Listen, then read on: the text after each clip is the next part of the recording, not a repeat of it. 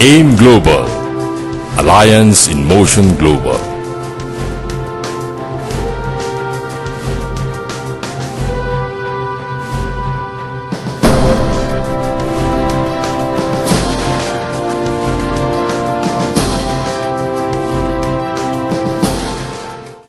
Good morning! Welcome po sa mga first-timers. Ako po si Raymond Asperin. Mas kilala ko sa pangalang John. Ang apelyido ko po ay Asperin, kaya hindi nyo makakalimutan. Apo, totoo, Asperin. Ang middle initial ko po ay B, Biogesic. Ano totoo? Ang nanay ko C, Cortal. Lahi po kami ng mga adik. Ako po ay taga Pangasinan, doon po ako lumaki. Nag-migrate po kami sa Maynila nung ako ay nag-college na po. Graduate po ako ng physical therapy. Graduate po sa UP, University of Perpetual. Katulad nyo rin ho, umattend ako ng seminar way back 1998. Biktima ako ng kidnap. Kidnap yung hindi mo alam kung saan ka pupunta. So, inimbita ako sa seminar, nabanggit ko na yung pangalan, hindi ko na binanggit yung pangalan ng kumpanya. But then, to cut the story short, I was physically present but mentally absent. Alam nyo ba yung ganon? Nakati-speaker pero yung utak mo lumilibad. Bakit po? Hindi ako interesado. Bakit? Una, ayoko magbenta. Number 1. Number 2, ayoko mabentahan. Number 3, estudyante. Anong alam ko sa marketing? Last, number 4, ayoko ko yung produkto. In fairness sa speaker, magagaling na speaker. Pero pinakita yung produkto, pampatanggal ng bilbil. Papaputi ng kilikili. Sa lublugaw bang matin ako seminar, ilang kailangan maiitim na kilikili papuputiin ko?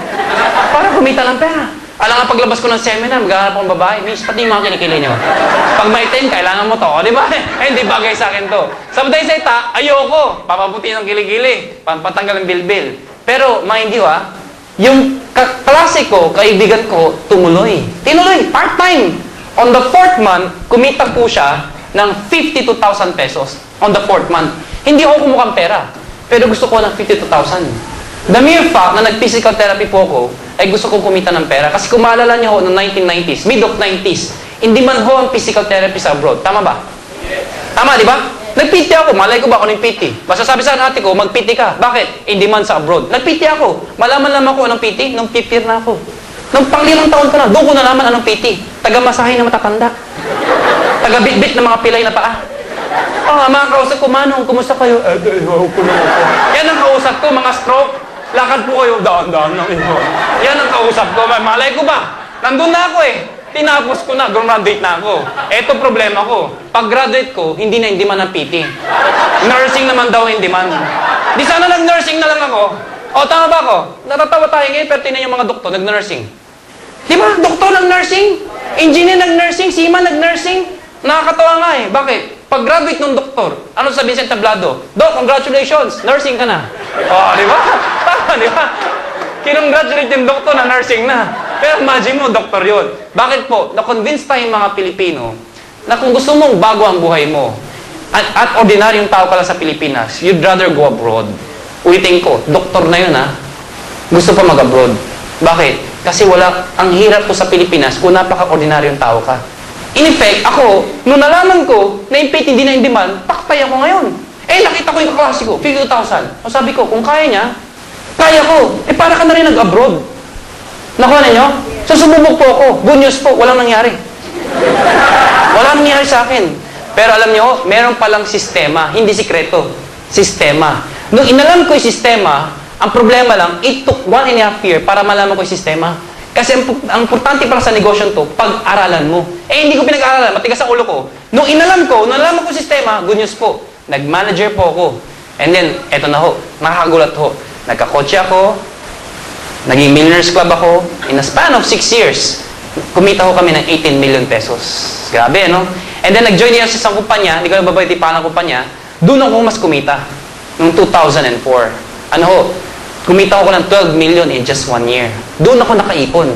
And then finally, August of 2005, kami apat po. Ako, Isko Moreno, Francis Miguel, at yung presidente kanina, Dr. Cabato, nakita-kita kami. Napansin namin, pag sinabi hong multi-level marketing sa Pilipinas, sirang-sira na ho. Di ba? Pansinin niyo sa Pilipinas, pag sinabi mong networking, anong reaction mga kaibigan ninyo pag ikaw member? Alam ko na yan! Pyramiding scam!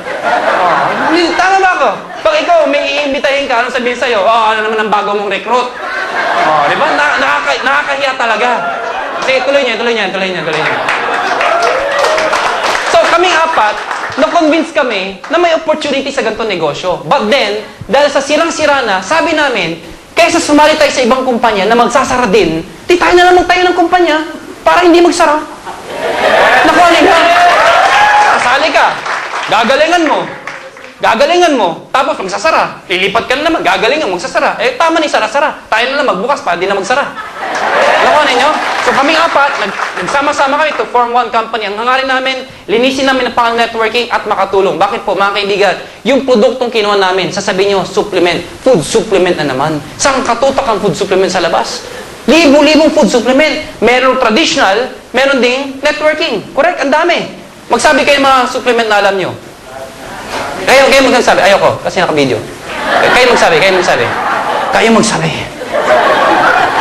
Spirulina. O, ayan. Grape seed extract.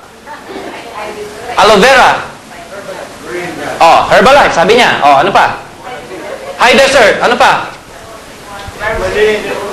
Squalene. O. Oy, Goji. Indra. And so, marami yan, di ba? And everybody's claiming maganda sila. Correct? Everybody's claiming maganda sila. O, doon tayo sa traditional. Ang traditional, yung mabibili sa drugstore. Ano mabibili sa drugstore? Armaton. Enervon. Yung bago ngayon, Hevitol. Centrum. Diba? Ano pa? Ha? Lucibol. O may, yung isa, yung malakas ngayon bumenta, Artro. Artro, ang lakas ng benta ngayon. Bago lang yun, pero lakas ng benta. Food supplement po yun. Pero how come, may nagpalabas ng MIPAD? May side effect daw sa Artro. Alam niyo ba yun? Oh, pag uminom ka daw, patras na yung lakad mo. Gusto ba yung ganon? Uminom ka? Yung lakad mo, grabe! Di ba? Kasi ba yung ganon? Hoy, biro lang ha. Joke lang po yun, joke lang. Anyway, maraming food supplement. Sige, tawa nyo, tama na. Okay. Maraming food supplement and everybody's claiming na maganda sila. Question, bakit food supplement? Pwede namang sapatos, damit, alahas. Di ba, ang daming pwedeng produkto? Bakit food supplement? 3 major factor bakit food supplement. Number 1, dapat yung produkto mo highly consumable, mabilis maubos. Sapatos, kailan ka ulit bibili? Tagal. Number 2, dapat ang produkto mo nag-build ng loyalty. Ano yun? Kahit hindi ako kumita, kahit walang negosyo, basta gumaling ang high blood ko, bibiling ko yan. Basta gumaling ang arthritis ko, bibiling ko yan. It builds loyalty. Number 3, dapat may USP, unique selling proposition. Ano ibig sabihin nun? Yung produkto mo, dapat hindi ko mabibili sa labas. Kasi kung yung produkto mo mabibili ko sa drugstore, ba't pa bibili sa'yo? Si drugstore na mabibili. Kung mabibili ko sa mall na mabibili, ba't pa bibili sa'yo? Nakuha ninyo? That is why, dapat food supplement. Kasi ang food supplement, ang market mo, basta buhay. Market mo, basta buhay. Correct? Yes. So, naghanap kami ng food supplement. Good news po. Ang Nature's Way, pumunta dito August of 2005. Sakto, naghahanap kami ng magandang food supplement. Nagkita kami sa Shangri-La Hotel. Pinisel nila Alive. 4 kaming kumpanya na naglalaban para makuha exclusivity. Yung 3, mga sikat na kumpanya yan. Actually, iba doon, pharmaceutical. Kaming pang-4, startup company. Nag-present kami. Yung 3, kami yung pinakahuli nag-present. Good news po, binigay sa amin yung exclusivity, hindi dun sa 3. Nakuha ninyo? Alam niyo kung bakit? Alam niyo bakit sa amin binigay? Dahil ako yung nag-present. So mga kaibigan, tanong lang ako, wala akong personalan. Negosyo lang. Sino dito ang gustong yumaman? Taas po yung kamay. Yung mga gusto yumaman. Okay. Alam niyo mga kaibigan, pag hindi ka daw nagtaas ng kamay, dahil may hindi nagtaas, pag hindi ka daw nagtaas ng kamay, meron na sa taas nakatingin sa atin sa baba. Pag hindi ka nagtaas ng kamay, hindi ka niya bibiyaan. Uulitin ko yung tanong ko, ha? May pag-asa pa yung mga hindi nagtaas ng kamay. Pwede pa kayo umabol. Sino dito ang gusto magbago ang buhay? Kita mo na? Kailangan patakutin, ano? Pero wag kayo, mga hindi nagtaas. Paglabas, may nakita 500. Akin yan! Makikipag-unahan yan. Huwag na tayo magkapag-plastic. Iba ang may pera. Ako po, sanay po kung walang pera. Dahil lumaki po kung walang pera. Totoo po yun. Hindi naman kami dukha. Hampas lupa. Hindi ho. Kapusla talaga sa pera. At ako po, sanay po ako sa tricycle, jeep, sumabit sa bus, lahat dinaanan ko. Pero ngayon, ibang-iba ho. Pag-isip sa umaga, ano sasabi ko sa kasama sa bahay? Marlene, pag-prepare sa sasakyan. Aalis ako. Ano sasabi sa akin? Kuya, alin sa mga sasakyan mo, i-prepare ko. Iba ang may pera. Alam nyo, before, ang kotse daw, sasakyan, ay luxury. Before. Ngayon, necessity.